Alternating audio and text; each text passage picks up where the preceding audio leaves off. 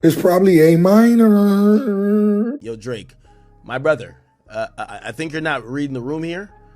You just went through one of the most horrifying rap battles of life. I do kind of look at Drake like, bad timing again.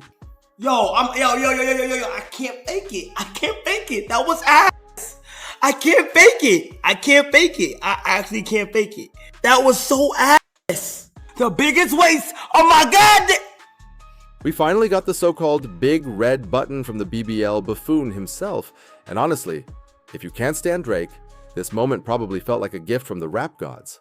But before I tear into him, I gotta show some love to Quentin Miller, because let's be real, I study Quentin like it's a college course, and if Drake still had him in the cut as a ghostwriter, tonight's music would have hit a whole lot harder.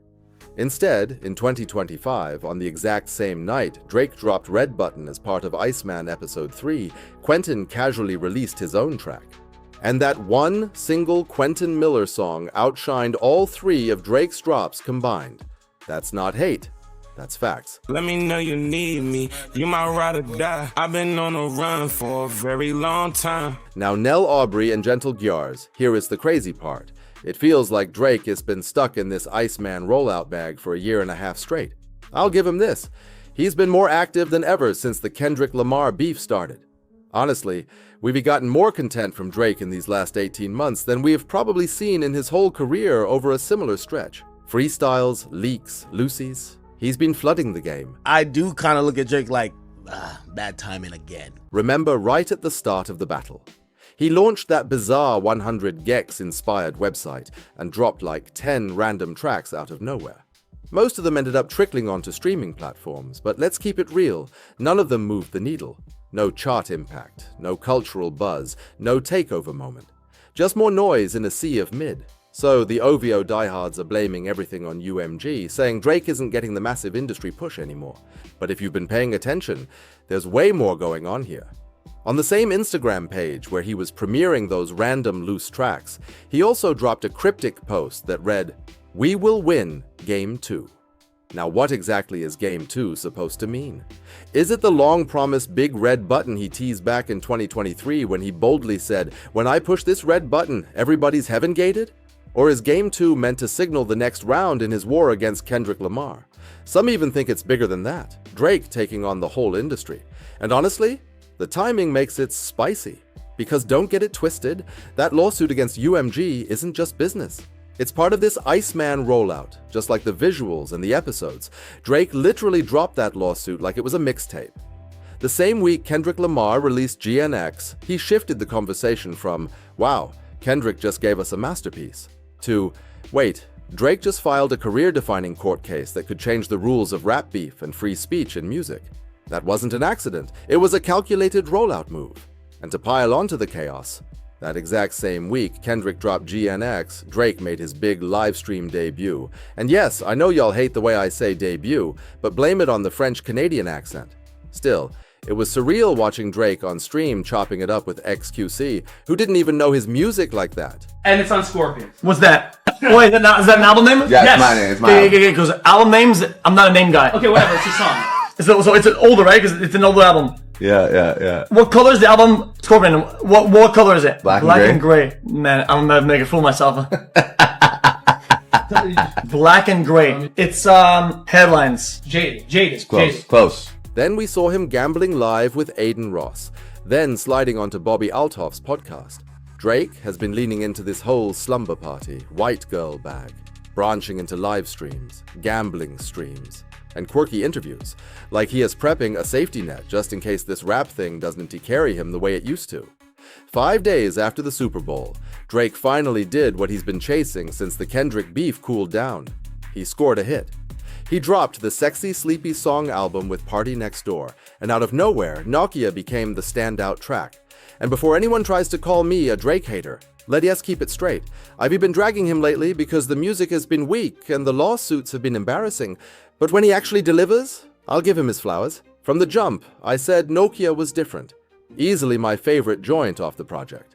A track that felt like classic Drake without sounding stale. He tapped into that old school Kanye type of flow, real touch the sky energy, and then blended it with auto-tune stretches that channeled prime T-Pain. The production? Fire. The beat switches? Even better. On the second beat, he gave off Brockhampton vibes, and it felt like a jolt of new energy. Drake out the box again. Now, it wasn't perfect. The hook's repetitive. That ice you out like Gretzky line? Screams TikTok bait, no doubt about it. But it still worked, and it reminded people that when Drake locks in, he can craft a proper hit. That it's why I am showing you this side of the story, because for the rest of this breakdown, it's about to get messy. Then came Iceman Episode 3, the infamous Big Red Button. And let me be blunt, this was not it. With these episodes, Drake's clearly aiming for that Kanye or Kendrick PG Lang aesthetic, stripped down visuals, hidden Easter eggs, dramatic lighting, mysterious set pieces. And months ago when episode 1 dropped, I'll admit, it felt like a smart move, turning live streams into theatrical rollouts, almost like mini-movies. On paper, genius. But in practice? Painfully boring. We're talking 4 hours of Drake live streaming in random locations with zero dialogue, no clear story, and visuals so minimal they feel empty. Fans are sitting there waiting for the big payoff, some masterpiece music to justify the spectacle. But instead, he keeps throwing out leftovers. It feels like the plot twist account all over again, just dressed up with fancy visuals. So, what's the real plan? Is he testing his fans' patience, trolling UMG, or pulling a Frank Ocean-type move? Remember in 2016 when Frank finessed Def Jam, dropped the dull, endless visual project to satisfy his contract, then hours later dropped Blonde independently and made history? Legendary. Maybe Drake thinks he's doing the same thing, dumping his weakest music into Iceman so he can get out of his UMG deal, and then dropping his real work on his own terms. The difference? Frank spent almost nothing on that minimal visual, while Drake is blowing crazy money live streaming from luxury sets in Italy and other spots worldwide. These are million-dollar rollouts for songs that sound like scraps. And that's the problem. If this is all just a ploy to finesse the label, he's doing it wrong. Instead of coming off like a mastermind, it's making him look out of touch, forcing fans to sit through boring visuals and mid-tier songs while waiting for the magic that never lands. These Iceman episodes are clearly high budget. Millions poured into set designs, global live streams, and carefully staged visuals. So you would think Drake wouldn't spend all that money just to back it up with half-baked throwaway music. But here we are. And look, I study throwaway tracks for a living, so trust me when I say this rollout is making no sense. If he was really trying to pull a Frank Ocean-type finesse and dump a filler project on UMG, he'd just hurry up and hand it over. Quick, clean, and forgettable. He wouldn't stretch it into a grand spectacle. He wouldn't build months of hype about a mysterious red button, stage cinematic live streams across the world, and make it feel like a real album rollout, all to serve fans lukewarm leftovers. That's not how you finesse, that's how you frustrate. And in the process, he's not just disappointing the diehards, he's devaluing his entire brand. Casual listeners are walking away thinking Drake lost his spark. And let's be honest, he has dropped close to 50 songs since the Kendrick beef cooled off, and not a single one has stamped itself as a generational hit. That's not just a dry run, that's a pattern. Look at how legacy works. Compare Jay-Z to Lil Wayne. Jay hasn't dropped in nearly a decade. The last thing we remember him for is 444, a polished, mature, brilliant body of work. When he steps out with Beyoncé on those stadium tours, the crowd goes wild because the mystique is intact. He speaks only when he has something worth saying. Meanwhile, Lil Wayne, my GOAT back in 2008, the man who shifted my whole taste in music, was always about quantity over quality. And for years, the quality was there. But today, the Carter 6 makes people forget the Carter 2 and Carter 3 because constant mid-releases bury the classics under noise. That's exactly what Drake is risking. His legacy is being watered down right when he's trying to build bridges with the younger crowd. He got big streamers like Kai Cenat tuning in for the rollout, and even Kai, who's supposedly tight with Drake, couldn't keep a straight face. He flamed the so-called red button in real time. The biggest waste of my god. Yo, I can't fake it. I can't fake it. That was ass. I can't fake it. I can't fake it. I actually can't fake it. That was so ass. And, Rick Ross couldn't resist either. He jumped in and dragged it just the same. There's the name of the Aubrey album, White Man. For real? Damn, Champagne Poppy, they say them songs that you just streamed off your new project, White Man, say that shit ain't dope. The comments crazy. And then Kai Sinat, shout out to Kai Sinat. He kept it real. They said that Kai said that shit was ass. So, at the end of the day, this whole rollout feels like pure clownery. You hype fans up for a world-shaking red button, claiming it's going to destroy the industry, and then hand them filler tracks dressed up with expensive smoke and mirrors. The OVO stans were quick to celebrate. Drake pump-faked UMG, they claimed. Jay-Z teasing an album, Bieber announcing a project, Lil Baby gearing up to drop, all on the same night. Fans swore UMG pulled every card to steal attention from Drake's red button. And just when it looked like they succeeded, Drake supposedly flipped the script. They say he scrapped a whole industry-exposing plan at the last second, replacing it with a left-field collab preview with Yate. That was the red button? Really? 2 words for you, Quentin Miller. In 2025, he's still dropping sharper tracks than Drake, and maybe it's time Drizzy picked up the phone again. Now let's break this thing down. The grand Iceman livestream went down in Italy, inside some old bowling club. The visuals were heavy with symbolism. Episode 1 had him sculpting ice. Episode 2, quitting the Iceman job. Episode 3, the truck shows up again, this time filled with shaved ice, not big blocks. Symbolism everywhere. He's done delivering bangers. The ice is cold, hollow, lifeless, just like the music. About 5 minutes in, sound finally kicks in. But it's just instrumentals. Ironically, that's the only part that lands. Every time Drake actually raps, mid. Painfully mid. The vibe felt like a watered-down Kendrick concept. Shots of buildings, still rooms, bowling alleys, Drake trying to channel Mr. Morale aesthetics, but it plays out more like parody than mystery.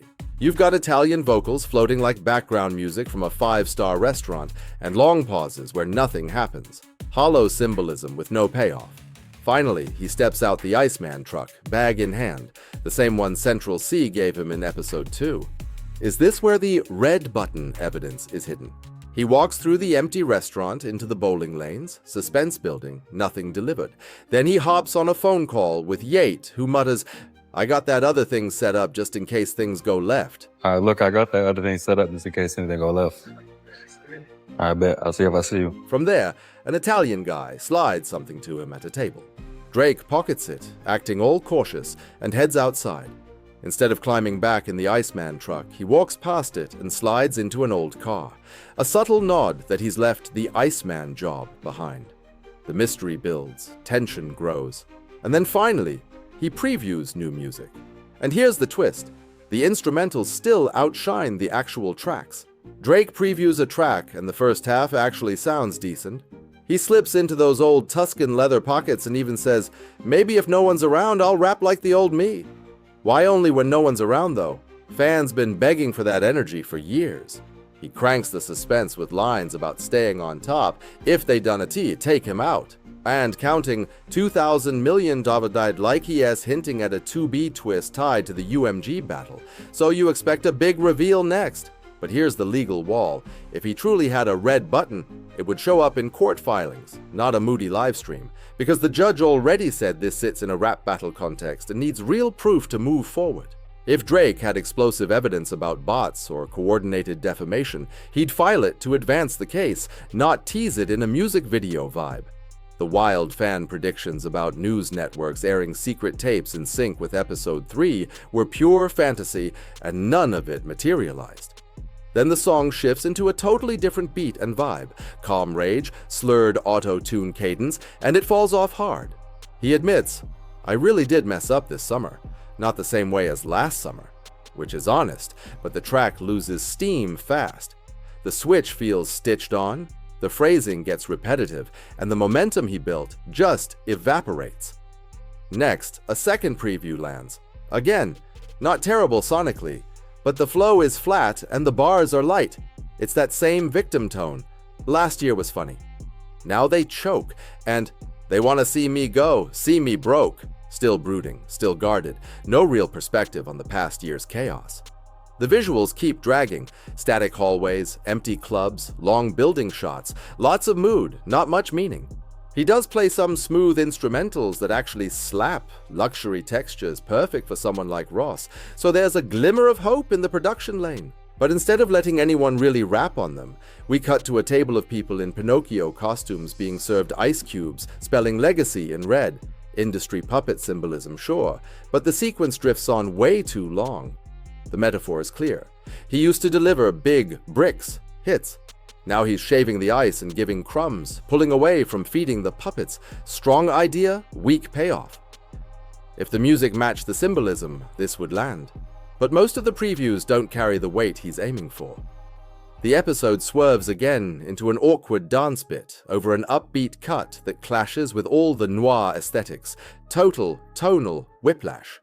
Finally, the club scene with Yate arrives and the new collab preview underwhelms. The later the episode goes, the weaker the songs feel. By the end, the Pinocchios corner him. He basically surrenders, and a title card reads R.I.P. Giorgio Armani, a strange tag for such a hollow finale. After a 1.5-year rollout, multiple live streams, and heavy teasing, fans expected perspective and power. What they got was expensive mood boards and mid-tier records. If he's waiting on the lawsuit to speak his truth, then slow the rollout and drop when it counts, because right now the grand symbols are unbacked by great songs, and the audience is losing patience. Was this the red button, or just more smoke and mirrors?